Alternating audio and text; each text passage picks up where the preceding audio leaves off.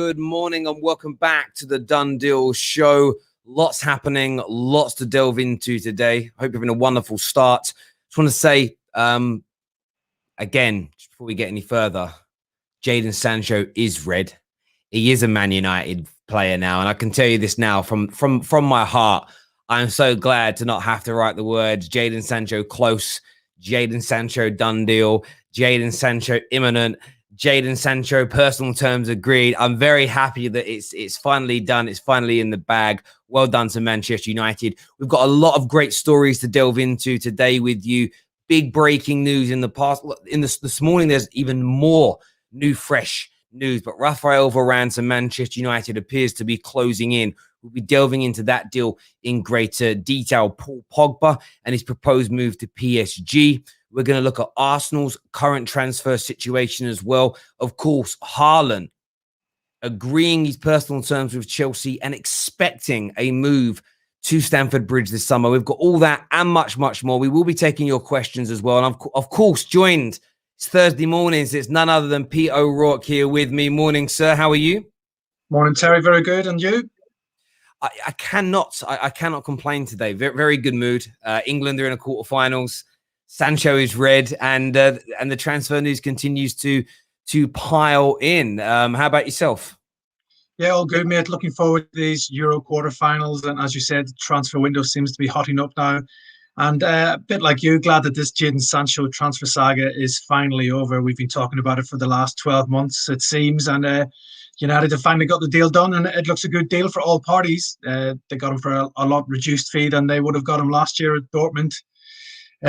See an unhappy player move on, and they'll get a decent transfer fee as well to try and reinvest it into other players. But yeah, I think everybody wins out of this one. Jadon Sancho's been desperate to come back to the Premier League and to Manchester United, and I'm sure all you Manchester United fans are looking forward to seeing him in the red shirt and possibly the number 7 shirt next season. We absolutely are, especially the number 7 shirt as well. We're very, very excited. Manchester United are looking at some other players as well. And there's been numerous reports in the past 24 to 48 hours, from total agreements to Varane wanting to join Manchester United, and reports this morning that the deal is closing in. Well, what is the latest as far as you understand on Manchester United bringing in Real Madrid centre-back Raphael Varane? Yeah, it's gathering pace, this one, Terry. I know we spoke a couple of weeks ago and we weren't too sure if this one would possibly happen, but over the last couple of weeks, it looks like Manchester United have really firmed up their interest in the Real Madrid defender. It seems contract talks between Madrid and Varane have totally broken down, so Madrid have reluctantly agreed to sell him. He's only got 1 year left in his contract at the Bernabeu, so they don't really want to see him run that down, possibly leave on a free transfer. So I think a bid of probably 50 to 60 million will be agreed between the clubs. I don't think that'll be a major issue. The only issue might be his personal terms. I think he's going to be looking big money if he is to come to Manchester United. We all know Manchester United are probably one of the only clubs in the world that can afford to pay these transfer fees and these big wages. But again, is the issue there? Maybe they don't want to upset things like they have done in the past with the Alexis Sanchez deal. David De Gea got a big money deal as well. And what does that mean maybe for Paul Pogba's contract talks? If Varane comes in on £350,000 a week or more, that's going to cause maybe issues with contract renewals for other players. But I think you have to take your hats off to Manchester United. They've got the Sancho deal pretty much in the bag, and they've moved pretty quickly on to Raphael Varane now. And their 2 priorities this summer has been that right winger, which they've done in Sancho, and a top-class centre-back to play alongside Harry Maguire. So a Maguire-Varane centre-back pairing looks very, very strong, maybe one of the best in Europe. And Harry Maguire, I think he's done quite well for England in the last couple of games as well, so he's proved his worth. Maybe United are getting this team together really ready to make a concerted push for the Premier League title next season. It certainly sounds that way. And if this Varane deal goes through, as you've said, there's a lot of reason to be hopeful and optimistic as a Manchester United fan. It isn't just the quality that we're focusing on here. It's the speed of action from Man United. And yeah, we've got some deals done quickly in the past, but generally the marquee signings have taken a long time. They've never been able to get involved, be involved with pre-season.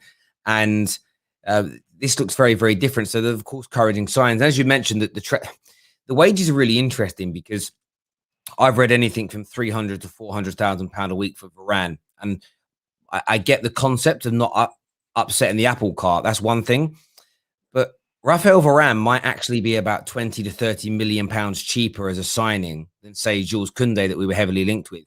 In terms of what you're saving on fees with a Jules not signing a Jules Koundé, yes, you're offsetting that into wages, but you are signing a more established and sort of ready to go world-class centre back in Raphael Varane, would you say? Yeah, 100%. Varane's the finished article. Koundé still a player with a lot of potential. Looks like he's going to be a really top player. But Varane's been there, done it. He's got the T-shirt. Serial Champions League winner with Real Madrid. He's been there for a long time now, and he's played at the highest level now for 10 plus years. He's also won the World Cup with France. Obviously, I think this transfer has probably been ramped up right now. Now France crashed out of the Euros. Maybe United have been able to get access to Varane and his people to maybe speed things up on this one, and that's why we're hearing more and more reports that this deal could be getting closer. But yeah, I just think something like Raphael Varane in your dressing room, it's going to be great for Ole Gunnar Solskjaer that he can turn to somebody like that.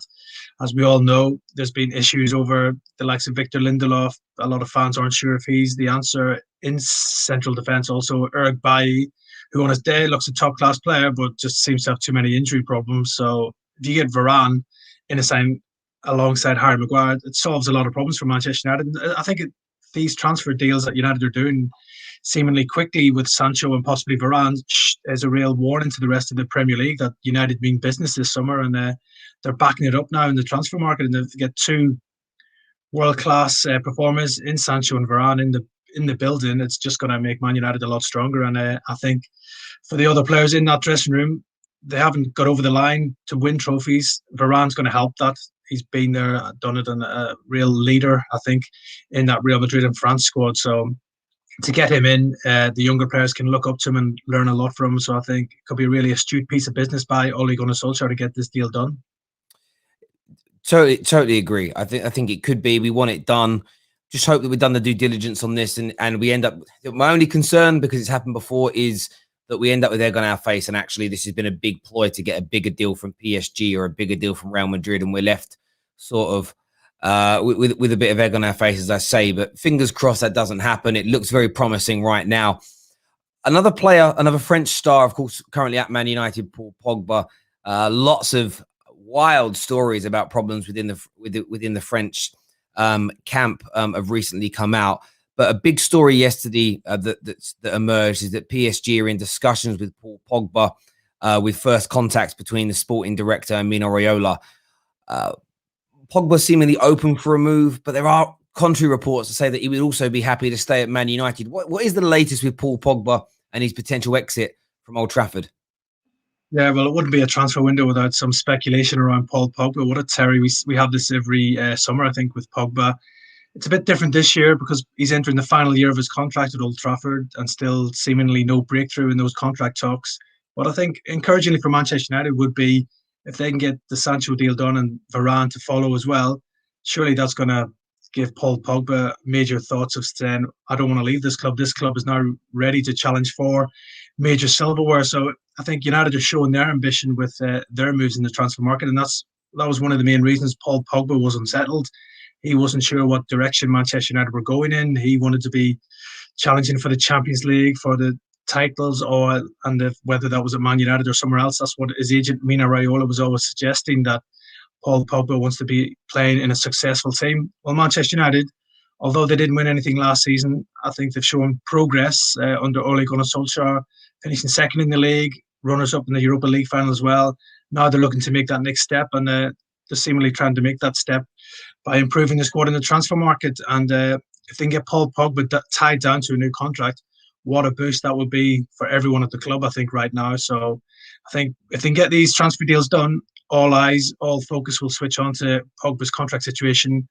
He's in a strong position, Terry. There's no doubts about that. He's final year of his contract. He could agree a pre-contract with a foreign club in January if he wanted to. Well, I think you might see a couple of clubs try and test United's resolve to hang on to him this summer by making a bid, knowing they can probably get Pogba for a cheaper fee than you would get him at any other time due to his contract situation. So really interesting summer ahead for Paul Pogba as well. But I think with United making these moves in the transfer window, there's maybe a stronger possibility that Paul Pogba will end up staying. Interesting indeed. A few of the viewers asking about Raphael Varane. Again, if you're just tuning in, we've given an update on Raphael Varane. He has, as it stands right now, rejected a new contract for Real Madrid. He has told them he's leaving. He's reportedly wanting to join Manchester United. There are multiple reports this morning that this deal is closing in and fast. If you didn't see that update from ourselves here at the Terrace and Pete at the beginning of the show, when it re-uploads at the end, you'll be able to go back and see it. Depending on your settings on this as well, you should be able to drag the bar back and watch from the beginning as well. Make sure you're doing us a favor, though, please, ladies and gentlemen, and you smash the like button this morning, and you share this on your social media streams, and make sure you subscribe and turn on the bell notification button. Staying with Paris Saint-Germain and a deal that could end up being a trigger across the market for other big striker deals that we're going to talk about later, namely Haaland. Kylian Mbappe, again, the news has come out that he will not be signing a new deal and he is willing to leave on a free in a year's time. What is the latest with that young superstar and his potential transfer this summer? Yeah, this is real worrying news for PSG fans. Mbappe is seemingly no closer to agreeing this contract that PSG have had on the table for him for probably the last few months. And again, a bit like the Paul Pogba situation, he's in control here. He's entering the final year of his contract at the club. The club are desperate to tie him down to a new long-term contract. They obviously sorted out the future of Neymar earlier this summer when he signed a new contract.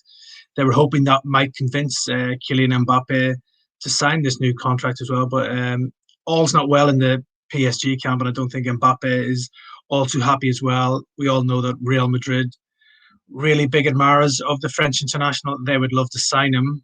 My only worry would be PSG will still try and price Kylian Mbappe out of a move this summer. They'll be demanding well over £100 million for the superstar to go this summer, and even with just a year left in his contract. And I don't think Real Madrid can afford that this year.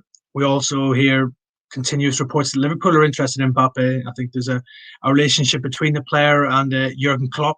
They know each other and they get on quite well.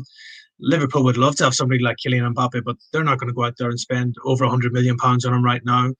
They're going to have to wait for Mbappe to maybe run down his contract and maybe land him on a free transfer next summer. But that would be a big blow to PSG if they were to allow that to happen. But I think the latest reports seemingly coming out of France is that if he doesn't sign his new contract, PSG are happy for him to run down his contract and not sell him this summer, which is a big gamble by the club because you're losing out on major money, a major star commercially as well. It'll be a big blow to the club as well because he's such a world-renowned player, Kylian Mbappe, and he's just going to get better and better. Although he didn't have the best of Euros, I think that's probably fair to say.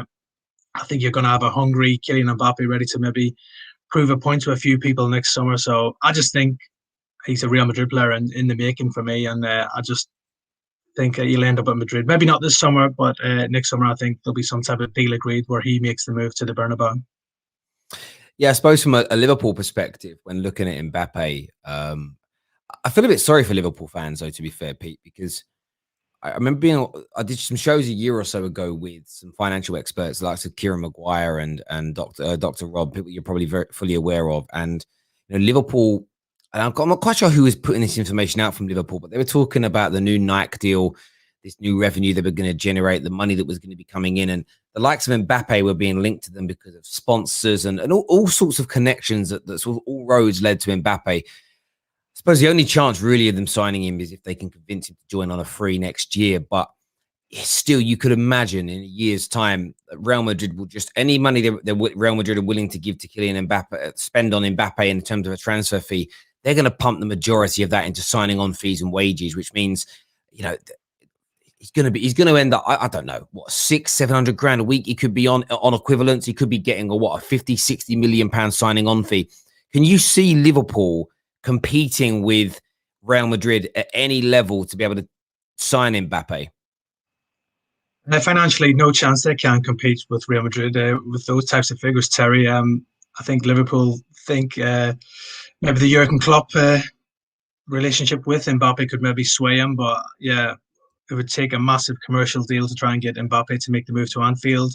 And I don't think Liverpool, the way they're set up and structured right now, they wouldn't smash their wage structure to do this deal. As stupid as that sounds, if you have the chance to sign Kylian Mbappe and he wants to come to your club, I think you should do everything physically possibly you can do to get that deal done. But I just think you're talking maybe, as you said, 600 grand a week, maybe for somebody like Mbappe next year on a free transfer. Liverpool can't get to those numbers. I just think it's impossible for them. And I think then, like on other issues, like at other clubs, that creates a bit of unrest maybe in the camp. If you're offering those massive wages to certain superstars, you're going to have the other players saying, "Why am I not getting anywhere near that?" And I don't think Liverpool would want that.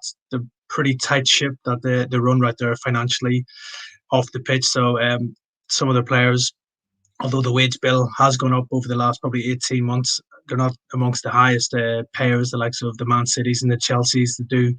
They are competitive, but they're not going to be competitive enough to think to offer Kylian Mbappe a eye-watering deal that maybe could tempt him to make the move to Anfield ahead of Real Madrid. But if Mbappe is available on a free transfer next summer, it's not just going to be Real Madrid and Liverpool after him. You're going to have every club in the world after him because he's, as we know, probably the best young striker in the world alongside Haaland.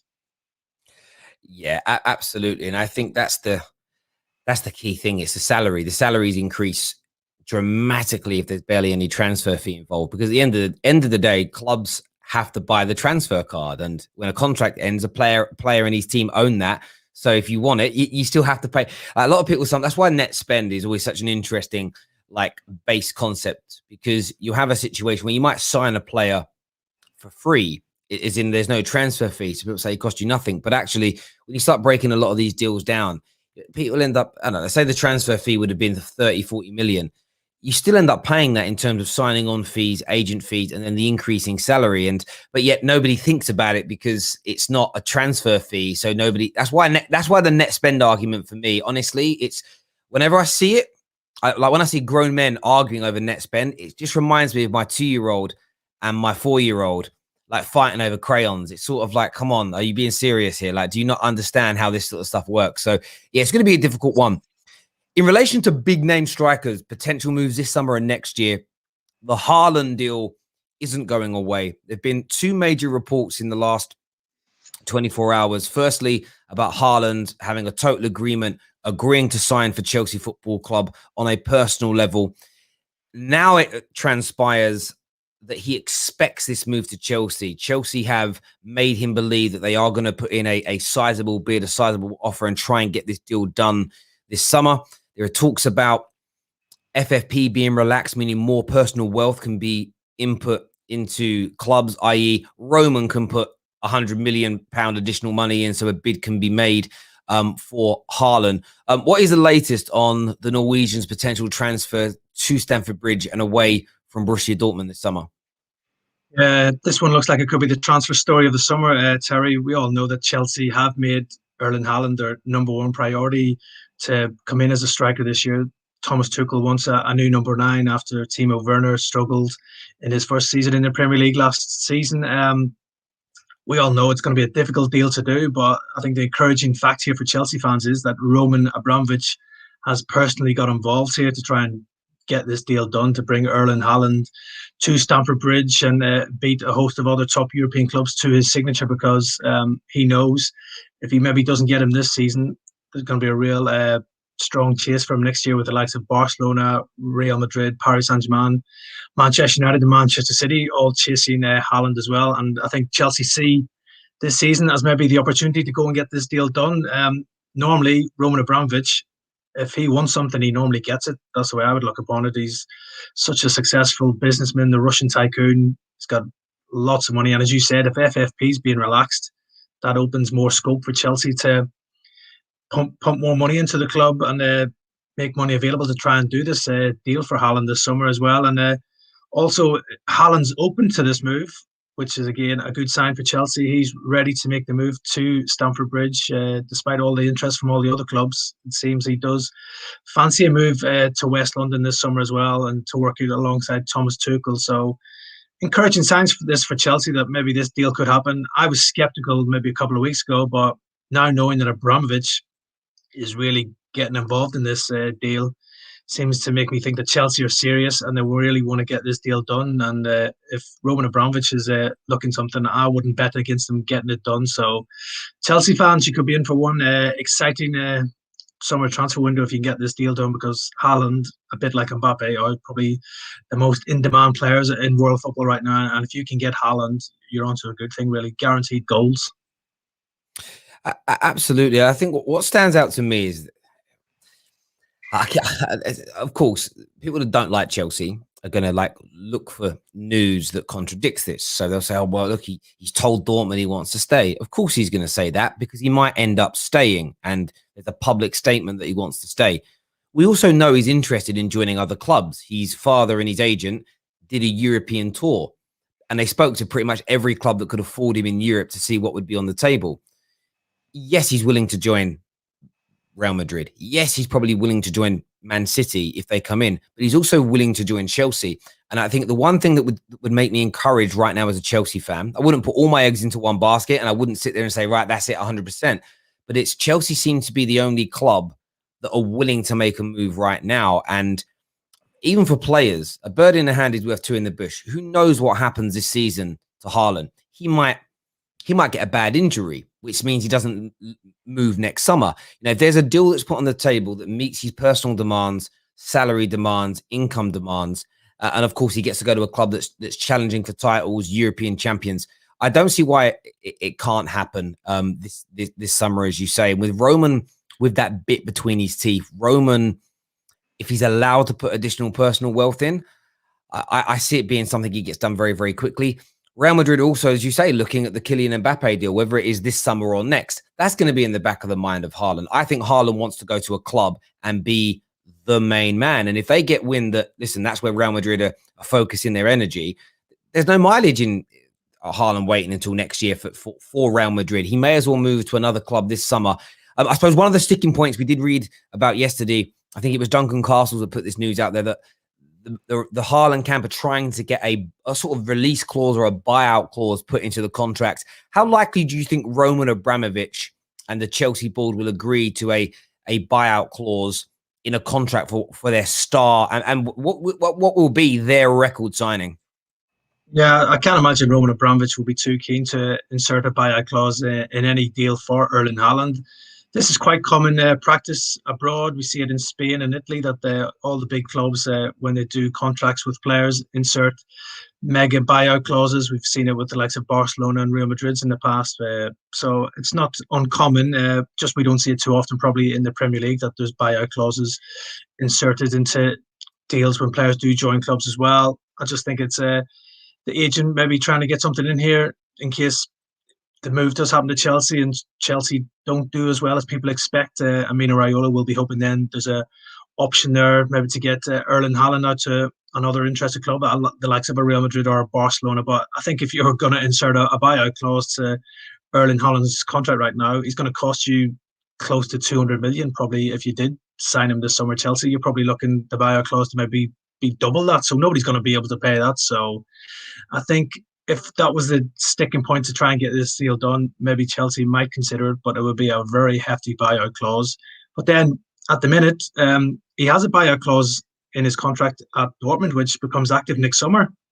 So Dortmund are in a bit of a real difficult situation here right now. Do they hold on to him this season, knowing then that his buyout becomes active next summer, and it's for a lot less money than you would get for him right now? I think it's around £75 million, the buyout clause. So although Dortmund wouldn't want to lose Haaland, they would lose out on a lot of money if he was to stay at the club this summer and then possibly leave next summer if somebody activated that buyout clause in his contract of 75 million. So real difficult one for Dortmund what to do here right now. They're losing Jadon Sancho to Manchester United. They don't really want to lose Erling Haaland this summer. They want to keep him. But again, on the flip side of that, if they do keep him, someone can get Erling Haaland next summer for a lot less than they would have to pay for him this summer. So this one's going to drag on, Terry. It's going to be a real saga, probably like most of these big money transfers do take a lot of time to get done. But for Chelsea, I don't think they're ready for any obstacle to be put in their way to try and get this deal done. And as I said, if Roman Abramovich really wants it, he's really going to push for it. So I don't think a buyout clause would stop any potential deal happening to take Erling Haaland to Stamford Bridge. Yeah, you're right. And it's the size of the buyout clause as well, as you say, because I think Messi had one that was, what, £1 billion or something. It was ridiculous. It was so high. That's all Chelsea have to put in is something that, Because again, in 2 years' time, if Haaland is desperate to leave and he's causing problems, but he's on a 6-year deal and the buyout clause is, say, £300 million, it's 300 million or be quiet, please. £300 million gives you the scope to go and buy whoever else you want in the market. So I suppose the only way they'll do it is if there's such a foul safe that they're left with such excess money. It's unbelievable. But as you say, it's gonna be an interesting one. I say when it drags on, it's interesting because Dortmund have reportedly set a deadline of around about the 23rd, 24th of July due to when they go on pre-season. Chelsea are not idiots in this market, and I think they'll bid. If there really is a deadline, they're going to bid before that. I'm intrigued, like you say, just to see what Dortmund do if, say, £130 million offer is put on their table, because they turned down €100 million for Sancho and they wanted 120 million. They held on. They've ended up only getting 73 million for him, which is, you're talking almost around about a £50 million loss in terms of what they expected to get for him. There must be some people at Dortmund right now sitting there thinking, should have accepted that 100 million euro offer. But listen, that's and again, football fans don't often think about the money side of it, and I totally get that. They care about the quality of football on the field. But if Dortmund have a bad season and finish 5th, which they nearly did last year, there's no Sancho, so maybe they finish 5th this season, they miss out on Champions League, and then they lose 50, 60, 70 million on the Haaland deal. Their fans are not going to be happy with that, because that means over 2 sales, they've lost 120, 130 million pounds, and they've gone backwards as a club. So it's a lot of thinking the Dortmund outfit to do. There's no doubt about it whatsoever. Viewers, make sure you've smashed that like button for us this morning. Just under 1,500 of you tuning in. Make sure you've subscribed. Make sure you've hit that like button in relation to that news. We've spoke about Raphael Varane and his reported imminent move to Manchester United. Total agreement on personal terms are reportedly in place, and the deal is closing in, according to a number of sources across the UK and Europe. Haaland to Chelsea is a deal which is going to roll on, but it does appear Haaland is eager to join Chelsea, as agreed on personal terms, or personal terms are no problem. It depends on what you think and you feel in relation to that. We've given you a Paul Pogba update as well, but we are going to stay in London. We're going to stay in London now. We're going to move to North London and the red half of North London and speak about Arsenal, because we know that, of course, they've secured the deal for Nuno Tavares. He is an Arsenal player. He'll be at the Emirates Stadium next season. You've got the Lokonga deal, which is closing in. Medical expected very, very soon. That's a done deal. We saw yesterday, though, a bid that went in for Locatelli. This was confirmed by the chairman or the president of his current club. What's the latest on Arsenal's midfield pursuit? Because you brought us the news about about Ruben Neves a few weeks ago. Locatelli bid has now gone in. What's the latest with Arsenal's midfield pursuit? Yeah, I think Arsenal have got several bids in for players right now, not just Locatelli. But Locatelli just seems to be one of the top targets for Mikel Arteta right now. He's been very impressive for Italy at the Euros. He got 2 goals in their win against Switzerland, and he's been a consistent performer for Sassuolo in Serie A as well. I just think this one's going to be a hard deal to do for Arsenal. I think the player is quite content in Italy, and the Sassuolo president has admitted that Juventus are seriously interested in the player as well, and he's given a big hint there that maybe a deal could be enough, and he did say that the two clubs have a special relationship. So I think if Juventus really want this player, I would imagine they would come to an agreement before Arsenal to try and get this deal done. But it's a good signal of intent from Arsenal that they're after a player of Locatelli's stature. He's probably been one of the breakout stars of the Euros for Italy. I think he's played in 3 out of the 4 games so far for Roberto Mancini's men. He will be in action again in the quarterfinals against Belgium, and we'll see how he performs against a real top side like Belgium as well. But as we've mentioned before, Terry, on the show, I think Arsenal have just been putting feelers out, putting bids in for players all over the place right now. So I think Locatelli's one of several targets for that midfield. We know they like Ruben Neves. I'm sure they will probably follow that up with a bid for him if they don't get the Locatelli deal done. Lokonga from Anderlecht is basically all done in principle, so that should get done pretty soon as well. But he's probably one more for the future rather than the first team. But from what I keep hearing is that Arsenal won't be able to push through a lot of these big money deals until they get a few players out the building. So the likes of Granit Xhaka, who's been strongly linked with Roma and even Juventus now been linked with him as well. I thought he was superb the other night for Switzerland against France as well. Barcelona fans are probably wishing they could see that Granit Xhaka on a consistent basis, but it seems like he'll be on his way out of the Emirates this summer. Also, you've got the likes of Hector Bellerin, could be on the move as well. And I think Arsenal are trying to clear the decks here, raise a bit of money, and then you'll see them make even more moves in this transfer window. But midfield does seem a key position for Mikel Arteta to sort out. So he's probably looking at a partner for Thomas Partey in midfield next season. And Locatelli's there, but if I was a betting man, I think Juventus will probably win the race for his signature. Yeah, I think the Locatelli one is a little bit of sort of hit and hope in many ways. Top Italian stars tend to stay in Italy, but then that's same with every nation. The big Spanish boys stay there. Most of the English stars stay here, playing for Juve. AC Milan back in the day. I mean, they're on the way back up again, but that's just what the majority of the Italian kids grow up hoping to play for. The same here is it was always Liverpool, Man United. That's now become Man City, Chelsea at the same time, where these kids grow up and that's where they want to be. So it's a very difficult thing to do. There's also talk about Sabitzer as well, of course. Good Euros for him so far and his nation. I think if I believe his contract's up now with RB Leipzig, maybe 1 year left, one of the two. There have been some links to Sabitzer. Has there been any movement or any kind of inroads made from Arsenal in relation to that deal? I think he's on their list. I think he's got 1 year left at Leipzig, but Leipzig would cash in on him if they could, knowing he probably won't sign a new contract there. Leipzig have seen quite a few players leave. This Konate has obviously gone to Liverpool already this summer, so maybe a bit of a rebuilding job going on at Leipzig, who have obviously saw their manager Nagelsmann leave to go to Bayern Munich as well. So it's been a real difficult summer, I suppose, for Leipzig in that respect. Sabitzer, we've seen him for Austria at the Euros. He's a talented player, and I think he's been a good player on Champions League level as well for Leipzig. A couple of seasons ago got a couple of goals against Tottenham when they knocked Spurs out of the competition as well. But yeah, I think he's a player who would probably suit the Premier League. He's all action.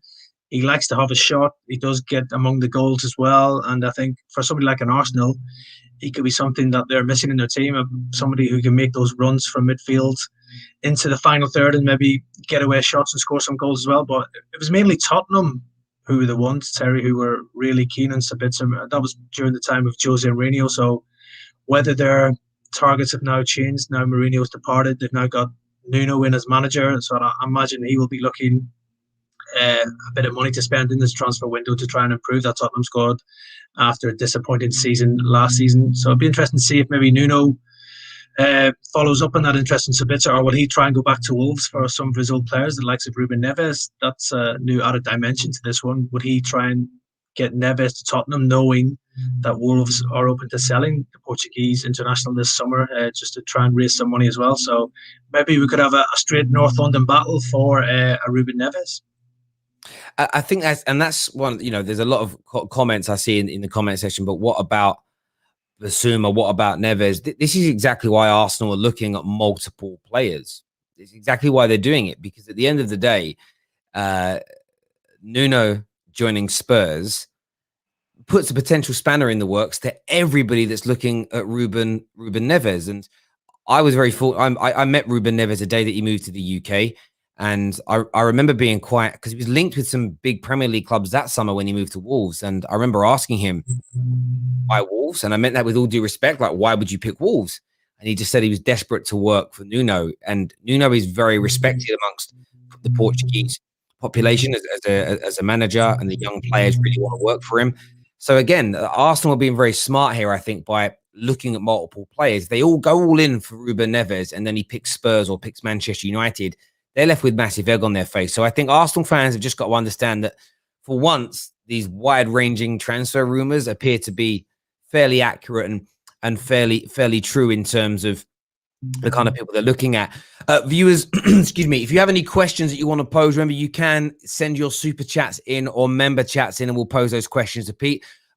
We pride ourselves on being as credible as possible here. So if Pete doesn't know about that story or have any information, he will kind of say that. Because we had that last night. We had Daniel Harris on the show, and the viewers were asking questions about certain deals, and he's like, "Yeah, I don't know about that deal." It seemed to infuriate some of the viewers, but at the same time, it's, well, what do you want him to do? Make it up. I mean, it's because, as I said before, there is no journalist, and you'll know this, Pete, you've been around the block a lot. No journalist knows everything about every deal that's going on in Europe. It's absolutely impossible. So any questions you've got, get them in, and we'll pose them. There's an interesting comment here from Twisted, who says, Terry, put the focus. Do Arsenal have a transfer strategy? For everybody, it seems. That seems to be the strategy for them. But I think it probably sums up where Arsenal are right now. It's a bit of a scattergun approach.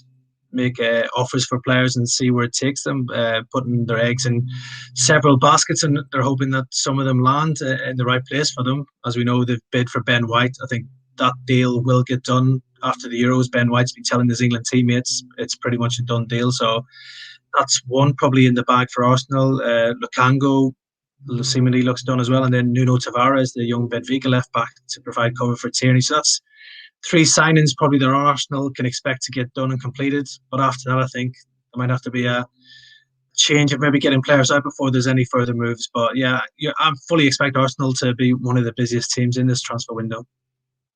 Yeah, I totally agree. And I think their strategy for them at this point is right. I think the profile of player they're looking at is important. Selection here of a super chat says, anything on Liverpool?